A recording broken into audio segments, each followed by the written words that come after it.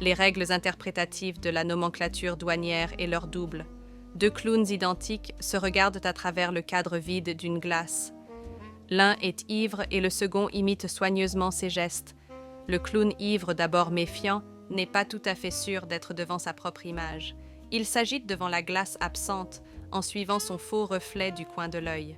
Finalement, l'imitation le convainc qu'il est bien devant un miroir. Le langage du commerce international ressemble à ce spectacle classique du cirque par sa double présence.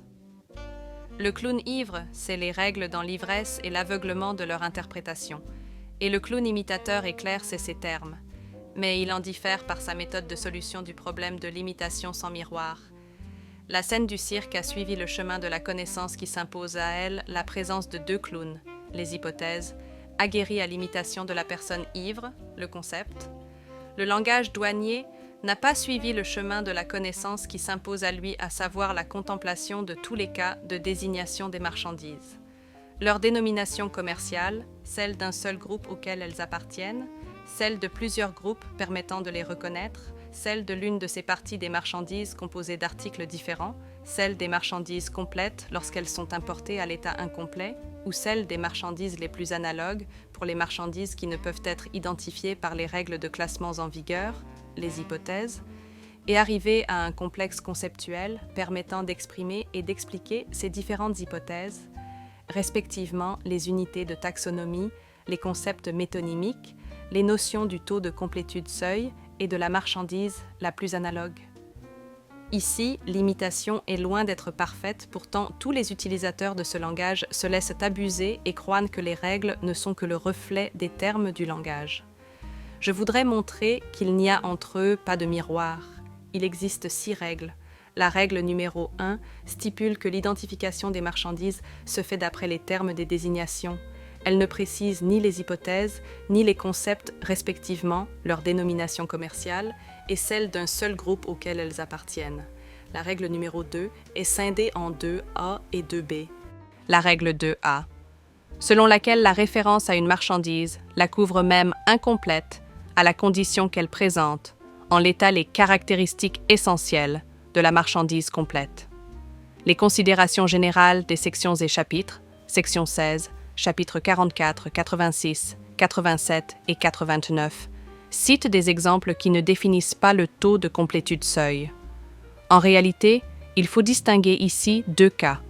Le cas des marchandises d'occasion qui servent de pièces de rechange et celui des appareils qui peuvent être importés à l'état incomplet, notamment à travers la délocalisation de la production de certains intrants dans le cadre de la politique de substitution aux importations. La première catégorie doit être classée comme parties et pièces détachées, étant donné leur rôle néfaste pour l'économie nationale. La seconde, dont le but est économique et non pas fiscal, reste classée comme article complet, quel que soit son niveau de complétude, étant entendu que les parties acquittent un droit à l'importation plus élevé que les articles à l'état complet.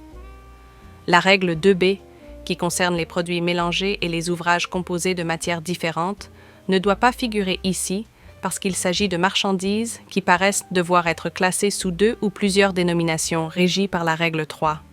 En plus, elle est incomplète dans la mesure où elle cite les hypothèses, mais pas le concept. La règle 3 stipule que lorsque les marchandises paraissent devoir être classées sous 2 ou plusieurs dénominations, le classement se fait sous la dénomination la plus spécifique, qui donne de la marchandise la description la plus précise et la plus complète. Cette règle ne cite pas l'hypothèse des marchandises reconnaissables par plusieurs groupes, et la notion de la dénomination la plus spécifique est une notion qui repose sur les impressions des gens, mais dont les concepts sont les unités de taxinomie du naturaliste suédois Carl von Linné. Règle 3b cite les hypothèses, mais ne définit pas les concepts qui concernent la valeur et le pouvoir imaginaire des marchandises, de l'économiste français Marc Guillaume. La règle 3c, sous la dénomination, placer la dernière par ordre de numérotation. Cette règle annule de facto les règles précédentes et est donc sans aucun intérêt. La règle numéro 4 stipule que les marchandises qui ne peuvent être classées d'après les règles 1 à 3 sont classées avec les marchandises les plus analogues, mais ne donne pas une définition claire à cette notion, mais qui cite certains facteurs terminés par des points de suspension laissant apparaître des sous-entendus. La règle numéro 5, concerne les emballages qui sont soumis aux mêmes dispositions à quelques exceptions. La règle NE6 ne fait qu'étendre l'application des règles à toutes les rubriques à 4 chiffres terminés par 2 zéros à 6 chiffres. Elle n'a donc aucun intérêt.